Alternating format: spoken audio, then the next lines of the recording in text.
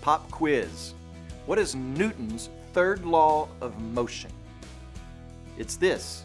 For every action, there is an equal and opposite reaction. Every action has a corresponding opposite force or reaction pressed upon it. So for example, if I'm in a boat and want to move forward, I put my paddles in the water and push the water backwards, which pushes me forward. When I'm walking, I'm pressing my foot down and backwards against the surface, and the surface presses me up and forward. We were created to respond. Every event in life is usually accompanied by a response. Can you imagine what coming to church would be like if there were no reactions on people's faces? You walk up to the door to be greeted by a blank stare on the greeter's face.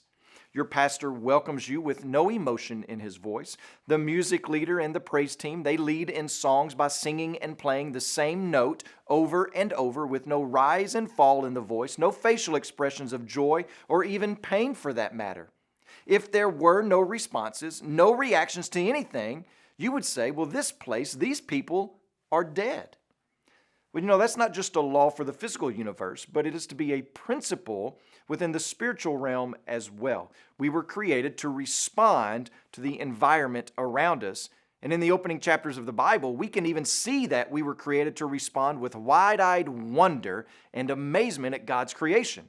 When Adam lays eyes on Eve for the first time, he burst out in a song and says, "This is bone of my bone and flesh of my flesh." We were made to respond. More particularly, we were made to respond with worship. This is why when you see a cowboy stay on a bull for 8 seconds, you stand to your feet and cheer. Or when a gymnast sticks a landing at the end of a great floor routine, you stand up and cheer. This is why when you see a company of soldiers walking through the airport, you step aside and you tip your hat because you want to respond and honor them. We were not created to walk lifeless and emotionless through life, without response through and to the world, but to be people who respond to the environment around us. And even more so, we were made to respond to God, to worship God. Worship is a response to the attributes or actions of God, and that's what we will see as we begin to study 1 Samuel chapter 2 over the next few days.